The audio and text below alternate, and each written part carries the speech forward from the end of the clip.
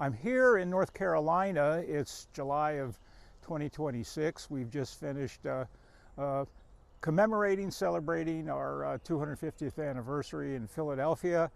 I'm in Guilford County, North Carolina. We've just concluded the annual Congress of the Sons of the American Revolution, which just took place in Greensboro, which is essentially where I am. We're at the Guilford Courthouse historic park, and this was the site of one of the most crucial battles of the American Revolution at Guilford Courthouse. What you see around me is a clearing that back in 1781, when this crucial battle took place, there was a courthouse here. This was the county seat of Guilford County. The courthouse actually served many functions. Before the war, it was where settlers came to deal with disputes, with land titles, deeds, all manner of things. Indeed, on top of being a courthouse, it was also the site of a tavern for the settlers to come and have their grog or whatever. There were some additional outbuildings. You wouldn't see it now. There's no foundation or anything, but historians have told us that this is where the courthouse was. Now, as to the battle, this was a big part, almost a culmination of what was called the Southern Campaign. The war had been going on since 1775. We were now 6 years into the war. There was essentially an impasse going on between the British Army and our colonial troops, and George Washington commissioned General Nathanael Greene to come take over the Southern Department, as it was called, and Greene proceeded to wage war here in a series of crucial battles, including the Battle of Cowpens, which also was a bloodbath and a victory of sorts. Here at Guilford Courthouse, Nathanael Greene met with and battled with General Tarleton and his British troops. This was not planned. It was almost an accident that they met here, as Greene had decided he was going to cut off the British Army, which was proceeding up to Virginia. They had already taken over and occupied South Carolina, proceeding up to North Carolina. They were headed to Virginia to take over the South. Well, Nathanael Greene's job was to stop that, and so he decided that this was a good spot to have his troops aligned to do battle with the British, and they did ultimately clash here. Greene experimented with a kind of a new way to wage war, which was to have two lines of battle, actually three, but the first line were local militia. So the North Carolina militia were here in force. Behind them would be the Continental Army troops, and so in some respects the militiamen were being sacrificed, because they would be the first line of men to be shot at and killed, and there was quite a bit of death and killings and injuries as a result of this battle. There were some famous people who also participated as leaders of the American troops. We had Light Horse Harry Lee, lieutenant colonel, kind of famous in the history of the Revolution.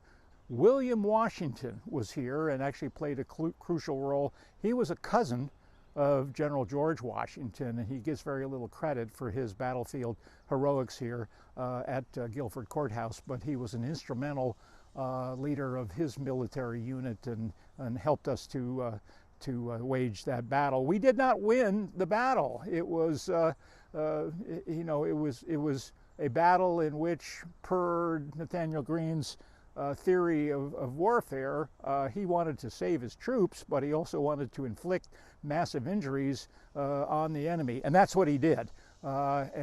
We retreated, but the impact on General Cornwallis, who was the British general here, was he lost something like 25% of his entire army here at the Guilford Courthouse, which caused him, ultimately, this was March of 1781, to essentially say, okay, I'm done with North Carolina, I'm going to go to Virginia.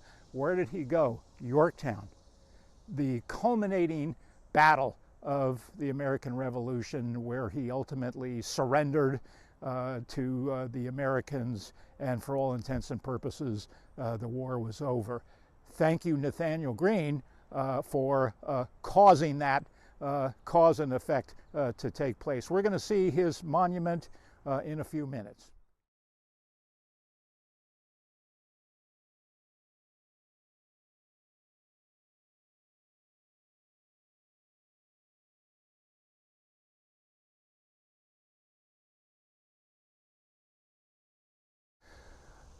So I mentioned Nathanael Greene, General Nathanael Greene, who's led in 1781 his troops in the Battle of Guilford Courthouse.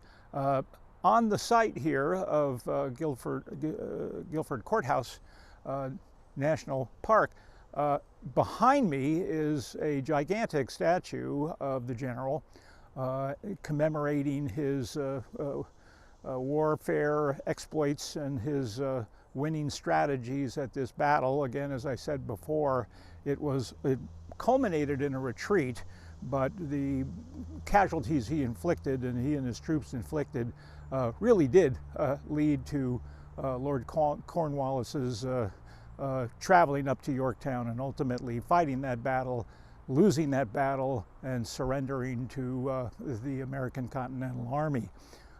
A word about Nathanael Greene. So he is an unlikely war hero, for one. He came into this world born to a Quaker family. And as you may know, Quakers were basically anti-war, anti-violence, and the whole concept of fighting even for a good cause like liberty was anathema to Quakerism. And so when Nathanael Greene became of age and the war broke out and he decided to join the local militia, he was banished from his church. Again, an unlikely person to become a war hero given that background. He immediately joined General Washington with the siege of Boston, which was taking place north of him. He had been born and raised in Rhode Island, and his ultimate leadership was of a Rhode Island regiment before George Washington later, years later, assigned him to lead the Southern campaign. He was there throughout the war. He was at Valley Forge. He was at here in the South because he was leading the Southern campaign so successfully, actually in combination with another little-known hero of the American Revolution, Francis Marion, otherwise known as the Swamp Fox.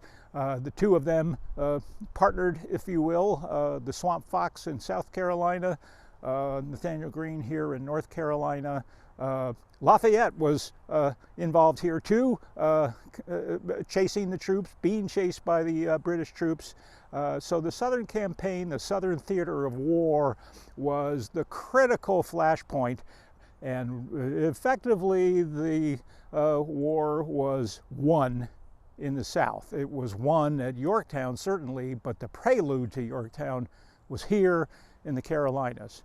So today we want to commemorate Nathanael Greene, somewhat forgotten today, undeservedly so, because I would call him one of my heroes, and I think he was an unsung hero of the American Revolution.